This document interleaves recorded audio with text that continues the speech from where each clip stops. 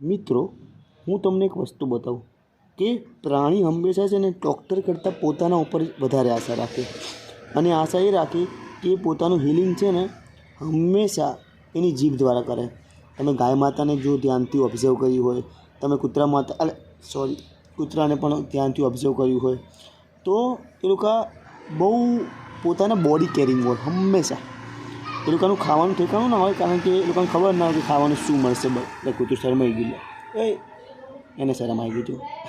પણ મારે તો તમારે જ્ઞાન આપવું હતું, એટલા માટે હું તમને કહું છું કે એ બહુ બોડી કેરિંગ હોય. અને બોડી કેરિંગ મીન્સ એ પોતાનું હિલિંગ જાતે જ કરે.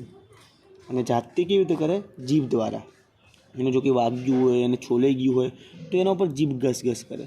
અને બાળકને પણ જોજો તમે પ્રાણીના, એ પણ એના ઉપર જીભથી વાળ કરે.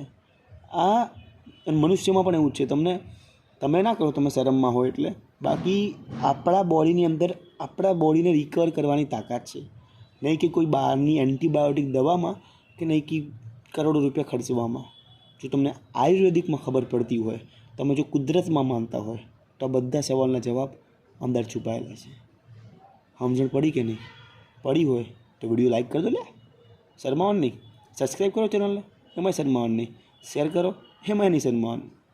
પેલું કૂતરું શરમાઈ ગયું એટલે જો હોઈ ગયું, એની લાઈફમાં ડિસ્ટર્બન્સ નાખતો હતો, એટલા માટે હોઈ જા. ટાટા.